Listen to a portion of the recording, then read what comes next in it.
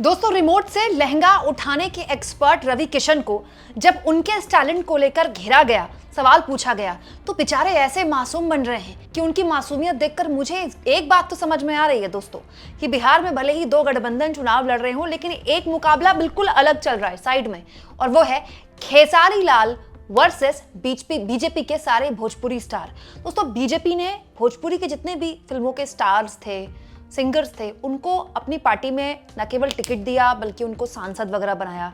सबसे पहले मनोज तिवारी, उसके बाद रवि किशन, उसके बाद निरहुआ, और इन्होंने बीजेपी को फायदा पहुंचाया। जब भी यूपी बिहार में चुनाव होता है, ये लोग पहुंच जाते हैं प्रचार करने के लिए। वो अलग बात है कि ये इलाके में बाकी दिन झांकने कब आते हैं नहीं आते हैं, लेकिन दोस्तों इस बार माहौल बदला।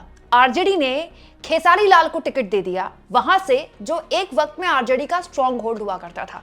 दोस्तों, छपरा लालू यादव का गढ़ हुआ करता था। लालू यादव लंबे वक्त तक यहां से सांसद रहे, लेकिन बाद में ये इलाका बीजेपी ने अपना किला बना लिया, और अब खेसारी लाल के जरिए आरजेडी अपने पुराने किले को एक बार फिर से फतह करना चाहती है। खैर, इसमें खेसारी लाल की भी तारीफ करनी पड़ेगी दोस्तों, कि उन्होंने एक ऐसा गढ़ दोबारा से चैलेंज की तरह लिया जो आरजेडी करीब 2 दशक हो गए वो खो चुकी है।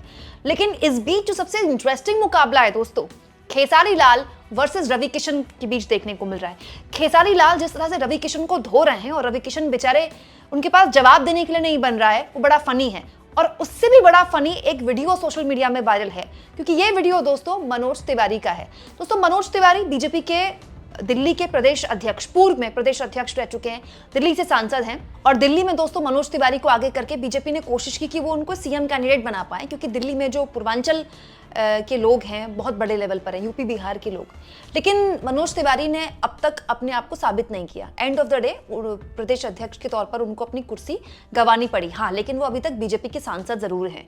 और जैसा कि मैंने कहा कि जब भी बिहार में चुनाव होते हैं, मनोज तिवारी, रवि किशन को प्रचार में लगाया जाता है, तो दोस्तों मनोज तिवारी दिल्ली की मुख्यमंत्री रेखा गुप्ता के साथ छठ घाट पर प्रचार करने के लिए निकले। अच्छा, ये भी बड़ी अजीब बात है दोस्तों, कि ये जो नेता हैं इनको क्या लगता है ये अभी भी स्टार हैं। देखिए, मनोज तिवारी एक नाव में बैठे हुए हैं, उनके साथ दिल्ली की मुख्यमंत्री रेखा गुप्ता है, और वो हाथ हिलाकर लोगों के बीच जा रहे हैं, जैसे पता नहीं कोई बहुत बड़े स्टार हैं। वो स्टार हैं भी, मैं मानती भी हूँ वो स्टार हैं भी, लेकिन छठ घाट कोई जगह नहीं है अपना स्टारडम दिखाने की। लेकिन मनोज तिवारी वहां आए अपना भोजपुरी स्टार वाला स्टारडम दिखाते हुए, तो पीछे से पब्लिक ने उनको रिंकिया के पापा कहकर कैसे धोया है, जरा सुनिए।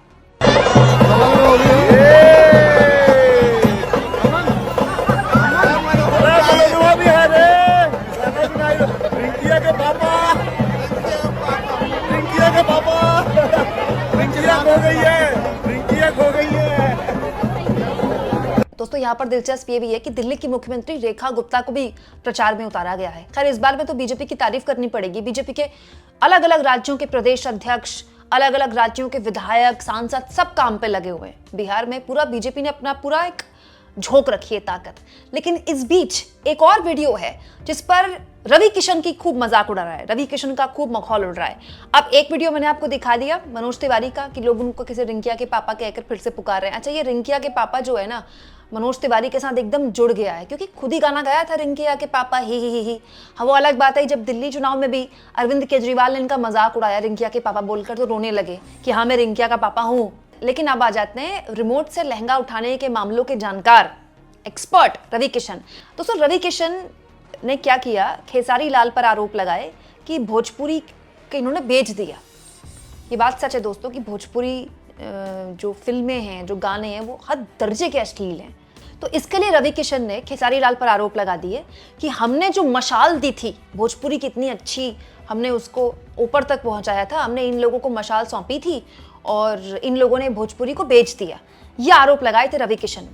तो रवि किशन को जवाब देते हुए खेसारी लाल ने कहा कि ये मशाल देंगे हमको, खुद तो सिखाया हमको कि रिमोट से लहंगा उठाते हैं। और ये बात भी सच है दोस्तों, रवि किशन सबसे पहले रवि किशन, मनोज तिवारी, ये पहली खेप थी भोजपुरी फिल्मों के स्टार्स की जिन्होंने दोयम दर्जे के गाने, गंदे सीन्स शुरू किए। और लहंगा उठा दे रिमोट से, ये तो रवि किशन का आइकॉनिक गाना है भोजपुरी में, जिसके बाद उनको इतनी पॉपुलैरिटी मिली कि वो बीजेपी के सांसद बन गए। लेकिन रवि किशन अपना टाइम भूल गए, और अब जब उन्होंने खेसारी लाल पर ये बोला तो खेसारी ने जवाब दे दिया कि आप ही ने तो सिखाया था हमको रिमोट से लहंगा उठाना, हमको लगा यही तरीका है, हमसे भी वही गलती हुई। तो रवि किशन को जवाब देना पड़ गया कि उन्होंने ऐसे गाने क्यों किए। जरा सुनिए रवि किशन का जवाब, उसके बाद मैं बताऊंगी कि हमारे रवि भैया कितने ज्यादा मासूम हैं। गाना पूरा करवा दिए थे, उसके बाद कान पकड़े हम तो गाते नहीं, लेकिन शूटिंग में कौन बनवा दिए तो फिर बाद 20-25 साल पहले तो विरोधी के मिलाना वजह दोस्तों रवि किशन जी वैसे मतलब गजब बात करते हैं, या तो वो खुद इतने मासूम हैं या फिर जनता को बिल्कुल कुछ ज्यादा ही मतलब बेवकूफ समझते हैं, घास खाती है क्या जनता।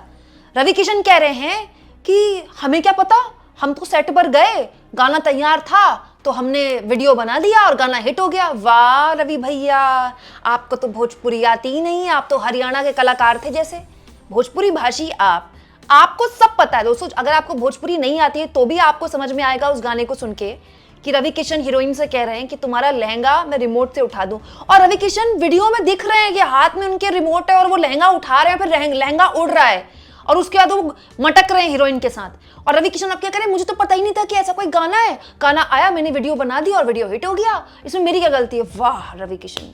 यानी आप कह सकते हैं एक तरफ रवि किशन, एक तरफ मनोज तिवारी, एक तरफ निरहुआ। दोस्तों ये बीजेपी के 3 सांसद जो कि भोजपुरी के या तो स्टार हैं या रह चुके हैं, और एक तरफ अकेले खेसारी लाल, तीनों को निपटा रहे हैं अपने बयानों से। ऐसे ऐसे बयान दे रहे हैं, ऐसे ऐसे इस तरीके से बयान दे रहे हैं जो न केवल फनी है, मतलब मजाक भी उड़ा रहे हैं उनका, लेकिन बड़ी सीरियस बातें भी बोल रहे हैं। अब दोस्तों जातीय समीकरण अगर देखें ऑन पेपर तो बीजेपी के एक तरह से पक्ष में रहा है इस इलाके में, जहां छपरा से चुनावी ताल ठोक दी है खेसारी लाल ने। लेकिन ये वो इलाका है जहां यादव और मुस्लिम समाज भी बहुत बड़े स्तर पर है, और ये जो दोनों वोट बैंक है, ये MY वोट बैंक हमेशा से ही आरजेडी का बहुत स्ट्रांग वोट बैंक रहा है। अब खेसारी लाल को मैदान में उतारा ही आरजेडी ने इसलिए है कि जो नया वोटर है, फर्स्ट टाइम वोटर है, जो युवा वोटर है, वो उनके साथ अक्रॉस मतलब वो जाति समीकरण से हटकर उनको वोट दे दे।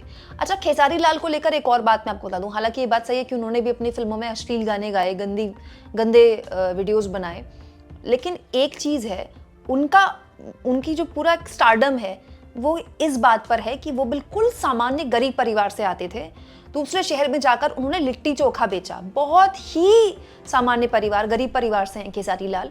वहाँ से फिर वो फिल्मों में आए, उनको मौका मिला और फिर उन्होंने वो आर्थिक तौर पर संपन्न हुए और अब वो टिकट लड़ रहे हैं। तो वो जो पूरा एक साइकी है कि मैं सामान्य परिवार से हूँ, गरीब परिवार से हूँ, मैंने भी एक आम भिखारी की तरह पलायन का दर्द झेला है, अपना राज्य अपना गांव छोड़कर मुझे दूसरे शहर में काम करना पड़ा, दूसरे राज्य में काम करना पड़ा, लिट्टी चोखा बेचना पड़ा, क्योंकि मेरे बिहार में कोई मौके नहीं थे।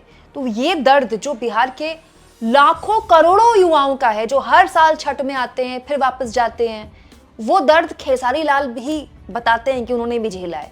तो ये एक चीज़ है जो खेसारी लाल को बाकी भोजपुरी स्टार से अलग करती है। और साथ में दोस्तों खेसारी लाल का दीवानापन आप देखिए, खेसारी लाल को देखने के लिए क्या गजब की भीड़ है। दोस्तों मैं तो ये सोच रही हूँ रवि किशन को देखने के लिए ऐसी भीड़ कब आएगी। रवि किशन वैसे बोलते तो बहुत अच्छा है, वो हर हर महादेव बोलने का उनका तरीका और भाषण देने का तरीका, बड़े लच्छेदार भाषण देते हैं। एक दिन तो भाषण में बोलने लगे कि शमशान में जो शव है वो ऐसे जलेगा कि वो हर हर महादेव कह के वो सीधे स्वर्ग में जाएगा। इस तरह की बात वो बोल चुके हैं और बाकायदा उसका फिर उस पर खुद पर हंस भी चुके हैं कपिल शर्मा के शो में। लेकिन हाँ, एक चीज़ और है दोस्तों, खेसारी लाल के लिए पता नहीं ये एक्सेप्शन बनेगा नहीं बनेगा, ये जितने भी बीजेपी के सांसद हैं, चाहे रवि किशन हो, चाहे मनोज तिवारी हो, चाहे वो निरहुआ हो, सब अपना पहला चुनाव हारे हैं, सब हारे हैं। वो अलग बात है कि रवि किशन कांग्रेस के टिकट पे पहले चुनाव लड़े थे, हार गए, फिर वो बीजेपी में शामिल हो गए। मनोज तिवारी के साथ भी पहला चुनाव उनको हार देखनी पड़ी, और निरहुआ भी पहला चुनाव हार गए थे आजमगढ़ में। तो ये हमने देखा है कि ये जो भोजपुरी के बहुत बड़े बड़े स्टार रहे अपने ज़माने के और आज के ज़माने के भी, ये भीड़ तो लुटा लेते हैं, लेकिन वोट हासिल करना थोड़ा अलग तरह का काम है, अलग तरह की पेचीदगी है। आप इस मुद्दे पर क्या सोचते हैं दोस्तों, कमेंट बॉक्स में ज़रूर लिखें।